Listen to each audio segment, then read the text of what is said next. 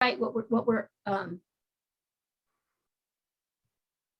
whoops, sorry about that.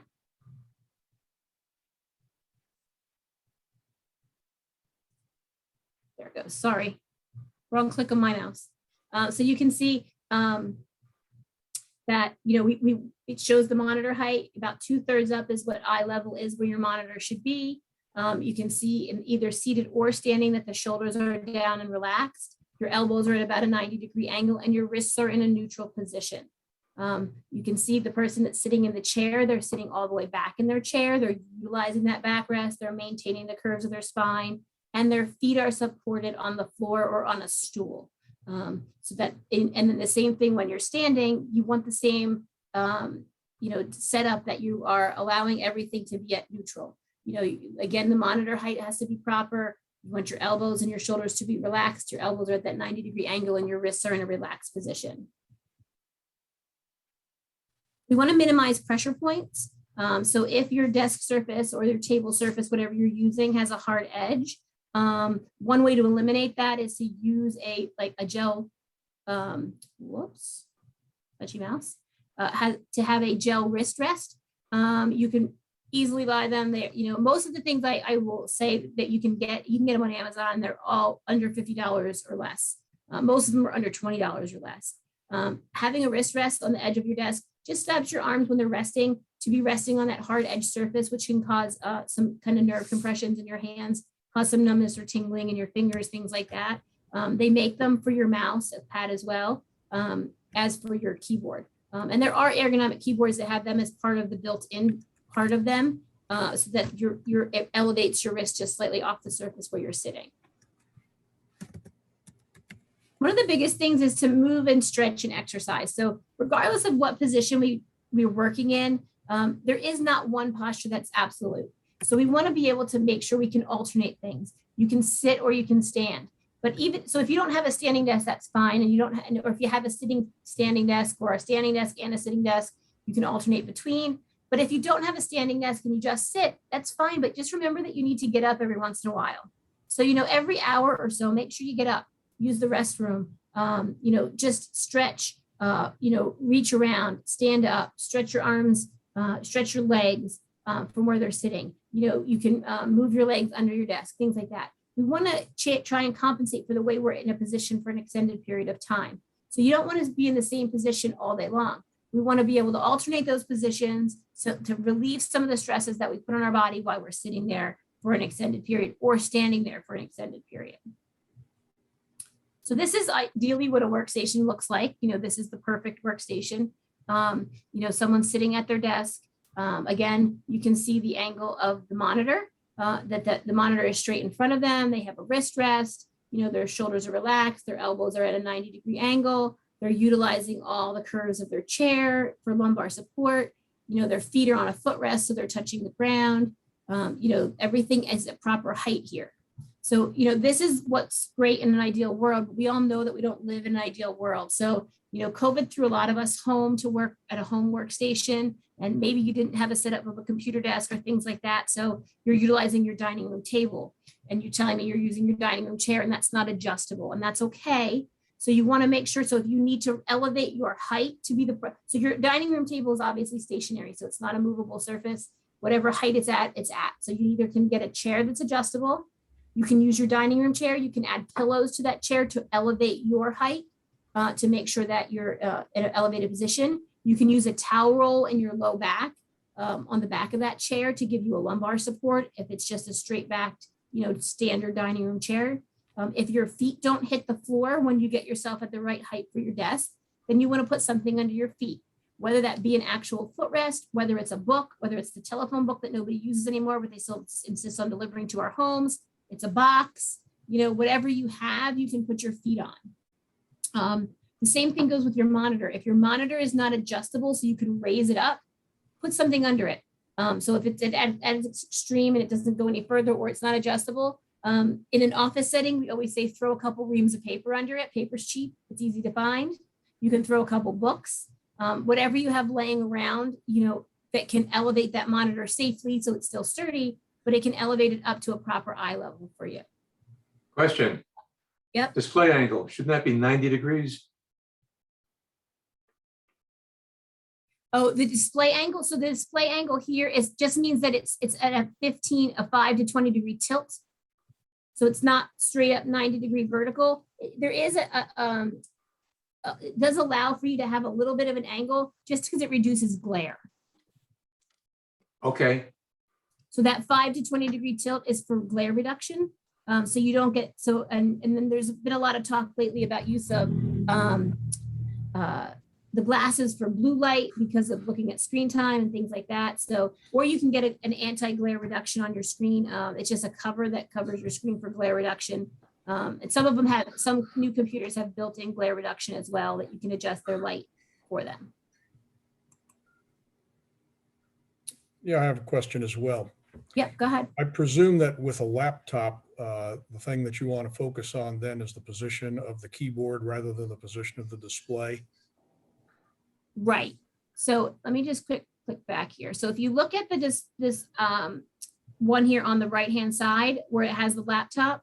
So the easiest thing with a laptop is to raise the monitor height. And then you're going to work on position of keyboard. So the keyboard's going to go on your table side. So you can see this is obviously a made elevator here for their laptop. I can tell you I have a thing like that under my laptop currently, but by the same token, I used to have 3 books under it and it works just as well. So whatever you can use to raise the monitor height of the laptop, and then you can use a wireless keyboard. So that's the easiest way to use the laptop. The other option is to use the keyboard and hook an accessory monitor to it that allows you to have a monitor height that's higher. So why is it important to have the monitor straight out? I mean, your eyes are quite capable of looking down at the floor or up at the ceiling without even moving your posture. They are. They're absolutely capable. However, as humans, our human nature is if we need to look down, we will in turn bend our head and neck forward. And then we'll have that forward head posture that is not keeping our spine in alignment and then promotes us to have neck pain, headaches, different kinds of strains. The other thing is to look down all the time with your eyes can create eye strain. So ideally it's to have your eyes in a neutral position looking forward along with your head and neck in that same neutral posture. So by elevating your monitor, oops, wrong way, being straight across from your eyes, it allows you to keep your head and neck and your spine in alignment, because if we always look down, we're going to eventually turn our head down. Think about when you do something on your phone. If you have like bifocals, you normally don't have your close vision straight forward. You have it in the lower portion of your field of vision. Correct. So if you do have bifocals, you may want to situate it slightly lower than someone who wouldn't need bifocals, but ideally is a straight across look for you.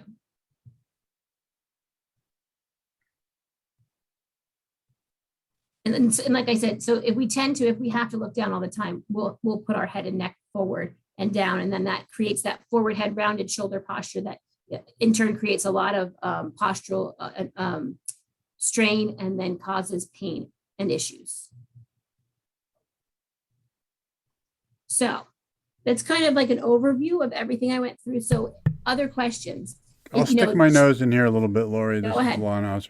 So on the bifocals, yeah, I found those as a problem. So what I ended up doing is investing in what I call computer glasses, which are really just medium distance. They just take the bifocal side and they just, create glasses that are the same vision, single vision, because of the number of hours I used to spend on the computer was long.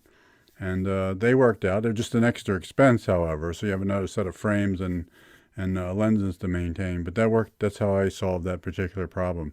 But that's a good point, is bifocals do tend to create the neck going up like this. You sort of back your neck up in the air, and you will feel it after a while if you work long hours. So that's just my 2 cents on that. Right. So, and probably worth more than 2 cents in all honesty. If you do extensive time on a computer where you're looking at a monitor straight ahead, yeah, I would invest in having a glass that's either a trifocal, but that allows whatever your vision needs to be to look at that monitor to be the one that you're looking straight through when you're in your glasses. So whether it's having a separate pair of computer glasses to use, as opposed to having to look down through a bifocal for an extended period of time would be a better recommendation. So, is your chair adjustable? Do your feet touch the floor? Is your monitor height correct? Is your table height or desk height correct? We can come up with solutions if anyone has anything specific that they want to share with me. And we can go through that. Whoops, sorry about that. Otherwise, I can show you some stretches that work very well if you are for prolonged positions at your computer. Well, I'll take the opportunity, but if someone else has it, please chime in. So as I mentioned, I'm in physical therapy. So one of the things that I had to do wherever I sit, I need to make sure I have a roll, and I have to have my back touching. I have to scoot in so my butt hits the back of the chair, and then the roll, and then I have to make sure my shoulders are touching the chair as part of the exercises. So, and that works great. Just to try to eat that way, you have to learn something different. But what I learned tonight on this whole work, so I have a workstation chair, and I've done several of these things, and I've learned something new tonight. Is the armrest. I always had the armrest up to support the arms, and I think I have them too high. So that's something I learned as far as that's concerned. So I appreciate that input. I'm going to try to adjust them down so that my shoulders are hanging a little bit, as you mentioned. Right, and that's correct. A lot of people use their armrest to rest, but if they're too high, you end up with a hiked up posture, and then that's creating neck muscle issues as well as shoulder muscle issues. Do you have any tips on how to use an iPad? So with an iPad, the recommendation again would be if you're going to be on it for a prolonged period of time, that it's up in front of you. And I don't have my iPad in here with me, sorry, because we do have one here. But it's the same thing with your iPhone. So you want it to be up in front of you as opposed to all the way down. So if I'm down here all the time, I'm going to have neck and headache pain because I'm always looking forward. So a good thing is to have one that has a prop where you can prop it up. So you can put it out in front of you, prop it up on a table or a surface, with a kickstand, or you can use anything. Just make sure it's a sturdy object to prop it against, so that when it's up, and then you can use it. You can either use an accessory keyboard. They make those for iPads. Or you can, tap onto the screen out in front of you, but it's better to have it up more in front of you than it is to have it down with your head forward and your shoulders rounded into the front.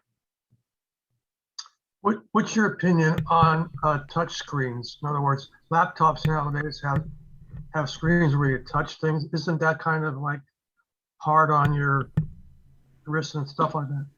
It is. So as a matter of fact, the laptop I'm on with you right now absolutely has a touch screen, and I use a mouse instead, because reaching out, I use my touch screen because we've designed our notes on our computers, but so I use it for that. But we use a mouse otherwise to reduce that reach. So that reach forward all the time on a laptop for a touch screen can be very fatiguing, and it can cause arm strain. It can cause strain up into your neck and into your shoulder. So my recommendation is to use the mouse for as much as you can, and then use the touch screen only as needed. I'll make a comment on that as well. I have a 24-inch monitor that's a touch screen. A Sony all-in-one computer. And a couple of years ago, I disabled the touch because I found it to be too much of an inconvenience. I use the keyboard all the time, and I think it keeps me at a more comfortable distance from the screen, rather than having to reach out and tap the corner of the screen or something. On the other hand, I also have a portable computer, a Chromebook, and on that one, I like to sit a little further away from it, even though it's a smaller screen. I use a stylus, but that gives me an extra, 4 or 5 inches of reach, and that seems to work out very well. Right, and you just have to find out what works best for you. And it depends on the length of time that you're on. So, obviously, if it's a short period of time, using a touch screen is not necessarily horrible. But if it's an extended period of time, it is a reach for your arm to continuously do over a period of time. So yeah, and a stylus can reduce that distance if that's your only other option is to use that. And if that works for you, that's great.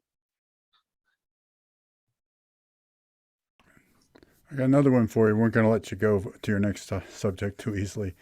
Somewhere along the line, I was recommended to, since I worked at a computer for long periods of time, to sit on a exercise ball, mainly for core development, soft core development. And I found that that does work in that manner. But I was doing a little research before the meeting just to see what the content is currently. And I noticed one of the articles had an argument against exercise ball as a seat for working at a desk. So what do you have, what's the current status of that as a recommendation? All right, so the current status of using the exercise ball. So the exercise ball, yes. So if you sit on a surface that is unstable, make your core muscles fire the whole time to hold you upright so that you don't fall off that ball. So your trunk muscles are working, your neck and head muscles are working. However, if you don't sit in good posture on that, you are going to promote the same issues and problems you would have if you didn't sit back in your chair. So if you can't maintain the 3 curves of your back, we have a reverse C curve at our neck, and we have a reverse C curve in our low back, and we have a forward C curve in our chest area.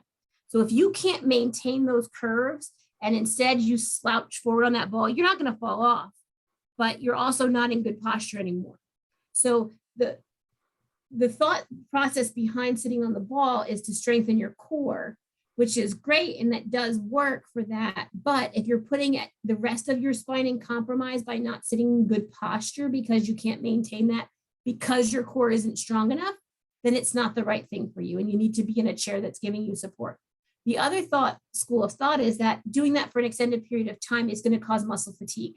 So it would be something to use for part of the time throughout the day, but it wouldn't be the thing to use for the entire day sitting on the ball. It's something like using a standing desk. So we don't ever recommend that someone goes to a standing desk and like they just decide I'm not going to sit anymore, I'm going to stand all day long.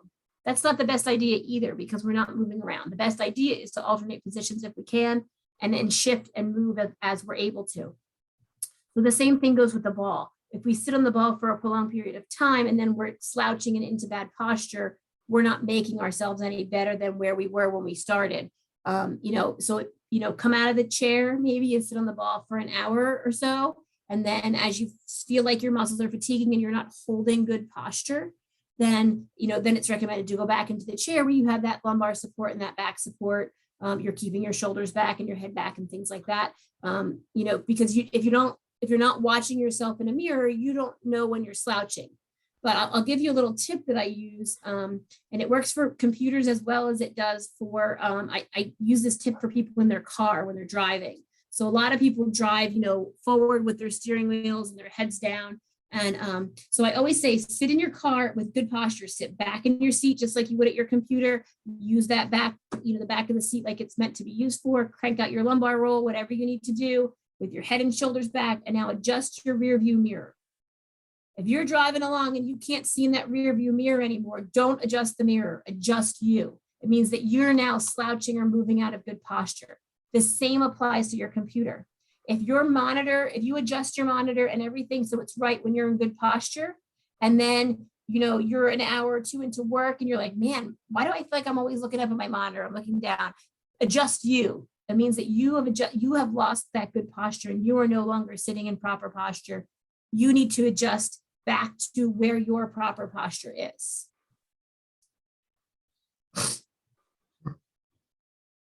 So hopefully that makes sense. Oh, that was very helpful to me. Thank you. All right. Any other questions? I can show you some stretches that I recommend to my office workers or people who are sitting at computers for prolonged periods of time. All right. So one of the ones I'm just going to turn sideways so you can see what it looks like. One is just to do a chin tuck. So this works, it just works for your neck, and it helps because a lot of us do have those forward round shoulder head postures. We're just going to take, almost like you take your finger on your chin and tuck straight back in. So it brings your head back over your shoulders where it belongs. You hold it for a couple seconds, 3 or 5, and then you're relaxing and letting it go back out. So this is something you can do throughout the day as you're sitting at your computer station and doing your work. I mean, maybe on Zoom it looks funny, but anytime when you're not on a Zoom call, feel free to tuck that chin and put ourselves back in that proper spinal alignment. All right, the second one is, we call it the airplane stretch or chest stretch. It's just to get our upper body moving a little bit. We're sitting down, our arms, our hands are down, everything is, as long as you're good and relaxed, it's fine, but we want to stretch that out. So we're just bringing our arms out straight forward. We're going all the way out to the side, pinching our shoulder blades together, and then coming back in. So we call it the airplane stretch or the chest stretch, but it allows us to go back, pinch those shoulders together, and then come back forward. Okay, and again, do it for 2 or 3 times. That gets that upper back muscles stretched out and working in case you are sitting a little forward or a little rounded at your desk. Another one that's a great one is to stand up. We want to remember I talk about getting up and getting out of that chair. And so if we stand up, we're putting our hands on our hips and we're just leaning back. Okay, so we're doing a back extension. And that's just getting us, in case we're sitting too forward, this helps to counteract it just by doing some back stretches. And again, 2 or 3 times, and then you can sit back down and go about your business.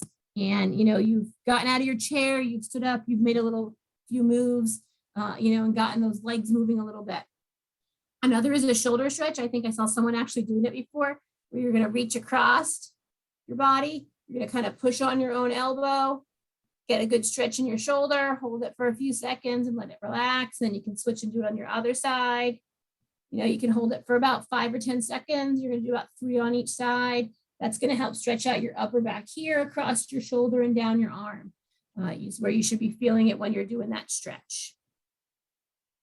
Okay. Another one is stretch for our wrists, because obviously if we're keyboarding or mousing for an extended period of time, we don't want to forget those. So you can bring your arm out straight forward and you can bring your wrist down and you do a stretch. Okay, and you're the same thing, you're holding for about 5 or 10 seconds, and then you can also bring your wrist up to do a stretch. Okay, and you would obviously do this on both sides. When you bring your wrist up, you should feel stretching in your underneath your forearm. When you come down, it would be the back of your forearm is where you would feel that stretch. Okay, we're doing those with our elbows out and extended. And then another one is just to remember that we're sitting here for a long time. Your hands are kind of cramped up and doing what you're doing on your keyboard or your mouse. And so it's just to open our hands and splaying out our fingers and then closing up and making a fist. So it's just getting those fingers out, stretched and moving so that we can, just keep all those muscle groups from being stagnant and sitting stationary as we're at our computers.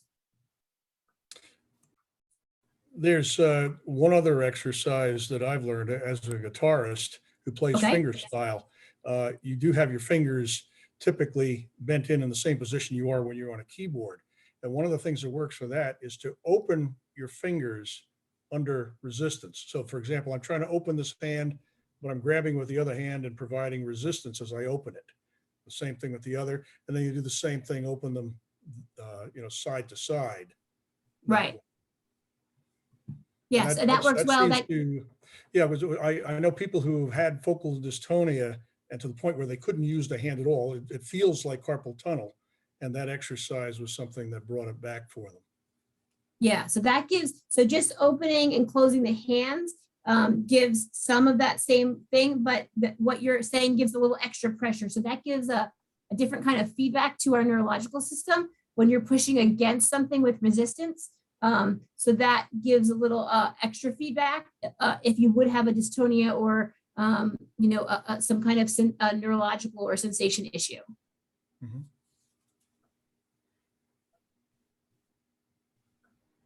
All right, any more questions?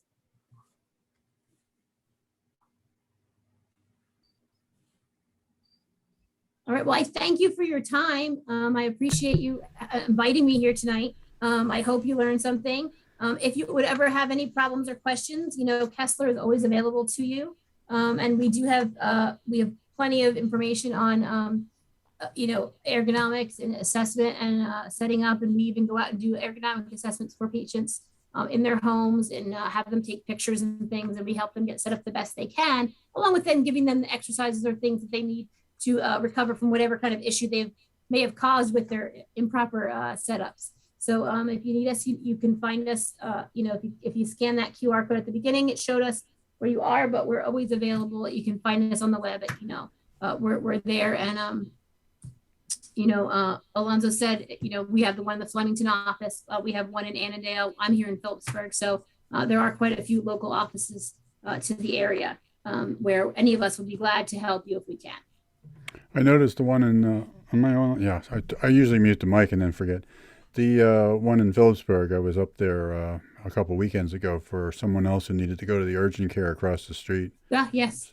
But when I signed up, I didn't think about it. I almost signed up there, but I ended up with the one in Flemington, which, I know some of the therapists there. They're the same ones I've used over the years. So it was very informative. It has to do with the exercise ball. I found there's some different opinions on that. But your point, because you don't stationary it does roll when you're sitting Right. on it. And sitting up straight is one of the things. So when I sat on it for longer periods of time, I found that I did curve over. So that's a good point to remember. I found that's a very good point to remember. And the getting up, of course, I've done course development and things like that. If you really get your mind into creative work, I mean, sometimes creative work just sucks you right in. You don't get up for an hour, maybe 2 hours. It's amazing. Whereas if you're doing something boring, like trying to get your tax return inputted, you can't get up enough to get away from it. But I'll find, you find yourself drawn right into the computer. I mean, the whole thing just sounded like a magnet, pulls you right in and you get curved because of that. Those have been very helpful to remember those points. I remember one time I had a reminder to do the chin tuck or the neck tuck. Yep. And I would set an old style plastic clock, no electronic, that you just turn in 20 minutes it would go off to do that. And then there was the 20/20 rule or something. At every 20 minutes you needed to look 20 feet away or something for the eyes. It has nothing to do with necessarily sitting, but Right. it might be a good time to do the chin tuck if you're following that one. Right. Yeah, you're right. To look away from your monitor. Yes. Mm-hmm. And so I have some other questions. So if you're at the Kessler Institute, how many people come in and their problem has a big relationship to their work environment at a computer? Actually, I would say recently, a high percentage. It has increased due to the COVID, you It think? has increased due to COVID. And for the reasons that I spoke some about here, where people were kind of thrown out of their offices quickly. And they maybe didn't have proper equipment. A lot of them were sent home with a laptop. A lot of them were sent home and they're at their dining room table. They don't even have a table. They're at a coffee table or a tray table in their living room. They're sitting on their bed. Whatever they thought was comfortable for a little while, but it turns out it's not comfortable for an extended period of time. No one expected to be home working for a year, plus at this point, so yeah, we've had quite a few people at this point. I would say percentages of people, especially with neck pain, that have an improper desk setup is pretty high. The first thing we talk about is rearranging and readjusting. And, we talk about the laptops and, you can get a wireless keyboard pretty cheap, $20-$30 off of Amazon, that you can add to raise your laptop height, use that wireless keyboard, get a wireless mouse. Most people have a wireless mouse on its own, but, things like that, just shifting that stuff around and it makes a huge difference. Like we have people that can come back after 1 or 2 visits and go, you know what, I really feel a whole lot better. And it's just because I rearranged my workstation. And there's people who work with multiple monitors and things like that. If you do work with multiple monitors, the best idea is to have them both in front of you. So it's 2 monitors. They should be side by side sitting in front of you. So you don't have to have extremes of rotation to look to go from screen to screen, things like that. Well, that's another good tip because I'm a 2-monitor person and they're both big, real big. So, but one's sort of things are on the one. I'm turning my head now if you can see me. So I'm looking at the one on the side, and generally what's over there is just I'm trying to move things out of the desk space, But every once in a while I get myself caught in this position, and stay there for a while, and it does strain on you. Also, I noticed because I'm in physical therapy, is that now because of the way I have to have my back touching the chair. Like even if I'm in a doctor's office or a waiting room of some type, anywhere I have to wait, you usually get your phone out to occupy yourself these days. So I found that now I have to do this. Find a way to prop up my arms and get the phone in front of me if I'm going to be reading email or whatever in the doctor's Yes. office, because this is I found is the biggest item that draws my head down. That and the iPad, which I don't use as much, but either one of them tend to draw the curve over, which is a problem. And while I was in physical therapy, occasionally you'll see somebody coming in with a big curve up on the top of their back. So it's a kind of reminder you don't want to get there. Probably for other reasons, but certainly the phone is a good one to point out. And it's hard to do. It's hard to relearn that stuff. Training of it. It is. And unfortunately, we're born with perfect posture. And when you watch little kids when they are just learning how to walk and get around, they use perfect posture because that's what gives them their stability and their balance and where their center of balance is when they're little, so that they don't tip over and fall over. But as we get older and we may have more muscles and more muscle control, we can compensate for that. And then we stick kids at school at a desk all day and they're forward. And then now, these are the worst things because, these phones cause everyone to be forward. Everyone's on them all the time. You see kids, people are walking down the street, everyone's head is down, everyone's shoulders are forward, everyone's down and forward. So it's hard to have good posture in today's society because we have so many devices that promote poor posture. And it's just a matter of reminding yourself. And then once you get into the habit, you'll actually find that it becomes old hat. So hopefully by going to therapy, with Kessler and remembering to have your back touching the back of your chair and your shoulders back touching the back of your chair, it becomes your norm and it becomes your habit. And then the slouching becomes out of the norm. And you're like, oh my gosh, I'm slouching. I feel uncomfortable. Let me get back where I'm comfortable again. So you have to get that good posture has to be comfortable for you. And then, and once it is, that will become your habit. And if that's your habit, then the slouch will be the one that becomes uncomfortable over time. And I should point out in my own case that these problems don't show up like they're gradual, and all of a sudden you find yourself over the line. It doesn't happen overnight. It just slowly but surely, and one day you're finding a problem in an odd place. I remember the first time I went in for a problem, and they said it was in my neck, and I said I have no problem with my neck. And it really was in the neck, and the problem was emanating from the neck. So you don't even know they're coming from a specific place, which is a lot of people who've never had these things resolved. The pain you're feeling is not coming from the place where is not at the place where the problem is. But that's all in the physical therapy. The only other thing, it's not a kitchen show here, but is the kitchen also has to do it for us tall guys.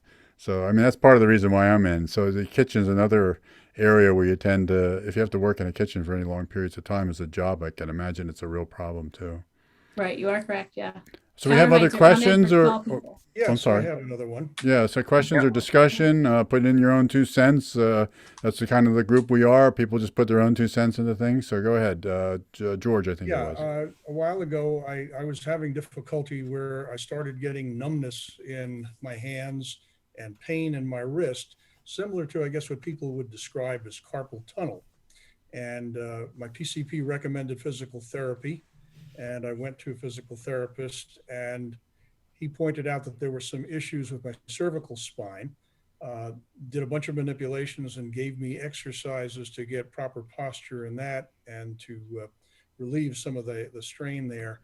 And that alleviated the problem. And I'm curious to know how many people end up getting carpal tunnel surgery for carpal tunnel when in fact, in their wrists, when in fact the issue is in the cervical spine.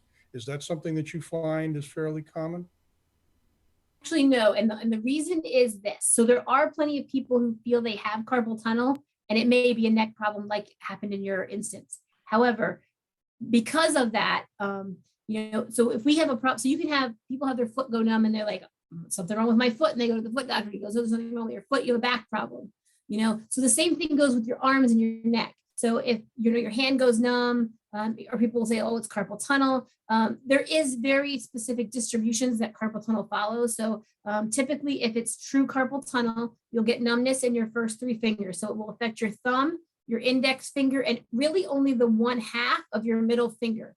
It does not affect your pinky and your ring finger whatsoever. That's a different nerve. So the carpal tunnel only affects the 3 fingers. Now, I'm not saying a neck problem won't affect just 3 fingers, because it can just affect that nerve as it comes out. However, before they would ever do carpal tunnel surgery on a patient, they do a nerve test. So they send a signal. It's like a little electric shock. It's called an EMG, from your neck all the way down your arm. And they do it, and they cross all your joints to make sure they identify where that signal is blocked. So if it was from your neck, it would show up that it's blocked in your neck. But if it's in your carpal tunnel, it shows it's blocked at your wrist. So a doctor wouldn't do carpal tunnel without usually doing that test, number one. And that's how you can make sure that it was being done properly. So then the doctors know that that's what needs to be done, because they do know that there are things that show up, that mask something else. So quite often, any kind of numbness or tingling in the hands, people automatically say, oh, it's carpal tunnel. If your ring finger and your pinky finger go numb, and the opposite side of your middle finger go numb, it's actually coming from your elbow typically. And it's what we call, an ulnar nerve entrapment at your elbow, and you have to have elbow surgery. People go, there's nothing wrong with my elbow. My hand is what went numb. Yeah, but it's because your nerve at your elbow was pinched. So it's different things. But again, that EMG study shows where the nerve is compressed at, so that they know where that needs to be alleviated. So there is such a thing as carpal tunnel, is what you're saying. Absolutely, there is a such thing as a carpal tunnel. The nerve runs, for your your nerve that does those 3 fingers on the palm side, not on the back side, because it's a different nerve that does the back side of your hand. But does the palm side of your hand, there is a tunnel that runs through your wrist. It has a little sheath that goes over top of it, and you can build inflammation and scar tissue in that area, from prolonged forward wrist positions over time, and you get a thickening, and they will go in and release that. And that's because it's been compressing the nerve there at the wrist and affecting just that area. So if the issues that I had with the cervical spine are treatable with physical therapy, is it not possible also to do exercises, for example, physical therapy on the hands, so that you don't have to do surgery? It is. There are times when it's too far along and it's beyond the point where therapy can help, if it's been too long and there's too much, and there's a chance of permanent nerve damage, things like that. But there always is a chance, if caught early, that carpal tunnel can be fixed with hand therapy and physical therapy. Mm-hmm. One other question. An issue that I am experiencing fairly recently now, sitting in a chair where my arms are just about resting at a 90-degree angle while I'm using the mouse, for example. I'm getting a fairly sharp pain in my elbow, almost like a bone spur kind of a thing. Is that indicating that I'm not quite in the right posture, or is there something else going on that needs to be addressed? Is your elbow resting on anything? Is it leaning against anything? It's usually resting on the armrest. So the armrest may be a little too high. Say it again. Your armrest may be a little high for you. So you may be not quite at that proper position. And ideally, it's not to have your so there's a nerve that runs in your elbow right along the edge of the bone. When you hit your funny bone and it's not so funny, it's because it's a nerve there and it sends a zinger down your arm. So if the position your arm is in actually presses on that nerve, you'll get that kind of pinchy pain there. So it may just be a matter of changing position a little bit. This is more to the outside, right about where I'm touching right now, in the middle, on the outside of the elbow. The funny bone is like back in here, but this is at this point. Yeah, and it could just be arm position where you're at, or whatever you're resting against. So I would just try some different angles and positions, maybe lower the armrest a little bit, maybe they're a little too high, that kind of thing. Now, if this ends up being a calcium deposit, is there anything dietary that I can do to perhaps dissipate that? Not that I'm aware of. So, nutrition isn't my specialty, but typically calcium deposits, sometimes they dissolve on their own over time. Sometimes they'll give you injections that help to dissolve them. They can do, obviously they can surgically remove them if needed. Sometimes in therapy, we will use ultrasound to help break them up, things like that. I'm not sure if there's a dietary change that would necessarily help to better reabsorb that calcium deposit. Okay, thank you. Great, great. Well, We'll have room for another question or two, and then we'll wrap it up for Lori because she's putting in her own spare time here. Go ahead. Is Go there ahead. any, I have that syndrome you just discussed where the outside fingers on my hand go numb, but only if I sleep with my elbow bent like this. If I keep my arm straight, it's not a problem. So is that something that should be taken care of anyway? Yeah, so there's different things. You can wear nighttime splints to prevent you from sleeping with your arms bent up. But yeah, it's an entrapment of your ulnar nerve at your elbow is typically what happens. So sometimes therapy is helpful with some stretching techniques and things like that. But it is something that you can look into if it continues to be a problem. Obviously, if it like wakes you up when you're sleeping, those types of things. But it's like, but the first solution is, doc, it hurts when I laugh, don't laugh, right? So Right, don't bend exactly. it. And Yes. okay. Something that maybe this is mostly a comment, but many years ago, I started noticing, and this is before iPhones or all these technologies, that young people, especially like high school age, especially the young women, were very hunched over. Their posture was horrible. It was what my parents would have called stoop shoulder. And those kids would be in their 40s now, maybe 30s or 40s. I don't know. Is that something you're seeing a lot of rather young people with old people problems because their posture was so bad when they were young? I don't know if these young women were shy about how tall they were or whatever, but it struck me because my wife and I were in a hotel. I don't even remember where it was, and there was a prom going on, and all these young women in their beautiful dresses paraded past us, and every one of them was like all hunched over like some old guy, and so it bothered me because I thought, oh, you poor thing. Yeah, and it's true. So I would say probably 90% of the people who come in here with a neck or a back problem suffer from poor posture. And a lot of it stems from this nowadays. So, we're all bent down looking at our cell phones. Everyone's forward. You used to think only the people that were hunched over and bent forward were the older people that were with a walker or cane or things like that. But unfortunately, if we continue this posture and don't sit up nice and straight, we're going to see more and more of that. And you're going to see those people at an earlier age hunched over and having, problems more than they did in the past. Yeah, absolutely. Is there anything being done to encourage young people in middle and high school to stand up straight or sit straight? Because it just seems such a shame. By the way, I had my video turned off because I was self-conscious about how I'm sitting. Oh.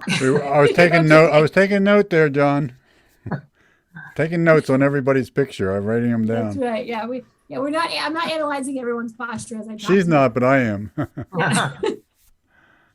But anyways, Actually, anything being I done can to tell you, I encourage- have 2 teenagers, so I don't really think. Unfortunately, they have laptops for school now and Chromebooks and iPads and things like that. And unfortunately, I think posture is one of those things that's gets put by the wayside. Unfortunately for them, they have a mother who's a therapist who yells a lot and stand up straight, tie your shoes, and all those kinds of things. So, but yeah, unfortunately, it's a generation where we should be more focused on that. Very good. Good question. I have a question. Are there anything you can do about eye exercises, like for eye strain? Anything that you suggest? Okay, so I'm not a visual therapist, but we do have therapists that do that, especially in the Flemington office. Some of our occupational therapists are trained in vision therapy. So I don't want to give you any false information, but I know there is exercises out there. And if you wanted to, contact that office in Flemington, the occupational therapist there does visual training. Yes, but I know there are exercises. I just don't want to give you the wrong information. I can shed a little light on that. I had a strabismus issue. That's double vision because I was doing a lot of close work. And I found and you talk about, looking away for a while at something distant. So that will, give you an opportunity to then aim your eyes so that they're not crossed inward looking at something close, but looking out. And since I needed to continue doing close work, I had a special pair of glasses made that had some prismatic correction that deliberately forced my eyes to be looking straight forward. And then the glasses did the looking in. So it was sort of the same as looking at something at a distance. So, so the exercise is look at something distant. And if you're going to be forced to look at something close, get yourself a pair of task glasses made that will allow you to do that without causing that strain. John, are you using bifocals? Say it again. Are you using bifocals for your computer work, John Gabor? These are the glasses you mentioned, the computer glasses. Oh, you're doing the computer glasses too, yeah. Fixed length like you have. Yeah, I So, found they were very helpful when I got rid of the yeah, bifocal. Once I moved into the bifocal area. yeah. Other questions for Lori? One more. We'll leave it open for one more question, and then she can stick around at her own risk at that point. Anybody else have a question or a comment? Well, I found this very, very helpful, even though I've spent a lot of time working on my own personal ergonomics over the years. So I really appreciate you coming, and I see it can be helpful to a lot of other people who've asked questions that definitely are in there. I've got I don't want to put plugs in, but I always get a choice of different physical therapist places, and I found that Kessler does have some really good people. They work together well down there, especially at Flemington. I do see they have hand therapy down there. They have visual therapy. They have some kind of weird thing on the wall down there. I don't know what that is, Laurie, with the lights going. It's for vision. Yeah. It's Yeah, a vision therapy, I was looking at it. I was in the waiting area, and I was just looking at it, and I eventually became hypnotized. So it's a rather interesting area they have down there for visual areas. So, John, you're going to have to talk the doctor into getting you some credits for going down there. I think you'll find that it's a really good group. And so I'll just put that little plug in. It wasn't intentional to put it in. It's just my experience has been good. I've used the Annandale office over the years, and just run into problems, and I try to get ahead of them. I have to go in and persuade the GP to get me over there. They want to get you over to X-rays. Some of them want to get you in X-rays right away. Sometimes I find it's just better to go over to the physical therapist and tell them, look, I have no X-rays, and they do a good job of analyzing things. And when Lori was talking about the nerves in her arm, the arm nerves, and how some affect the front of the hand, and I'm mesmerized every time they explain something over there. They do a good job. They did one for me with the discs. The discs have thousands of nerves going out, so the compressed disc can affect all kinds of areas, just to give you an example. But it sounded like to me, Laurie, and since we're a computer group, that's debugging. We call that debugging. Debugging the human being. It is. I mean, it is, but it's just fascinating that you're trying to find a particular nerve. Or those of you guys here who worked on hardware where you're putting the computers together, the whole talk about wiring, having a wire pinched inside of a computer box certainly would create havoc on making it work or burn out. So those are kind of the analogies that I see as she was discussing things where wires overheat, the units overheated, certain wires degrade, and then all of a sudden things go funny, like in your monitor, for example. So there's no way to clap in Zoom for everybody to hear at the same time, but you certainly can applaud, or you can try to use that applaud hand if you like. And I appreciate you being here, Lori, and thank you for showing up one time. I really do. Thank you. I appreciate being here for everybody. If you need to reach out, if you find the Phillipsburg Kessler, you can always call. I'll gladly answer questions over the phone if you have them. But you know where to reach us at. So again, thank you for having me, and I appreciate it. You guys were a great group.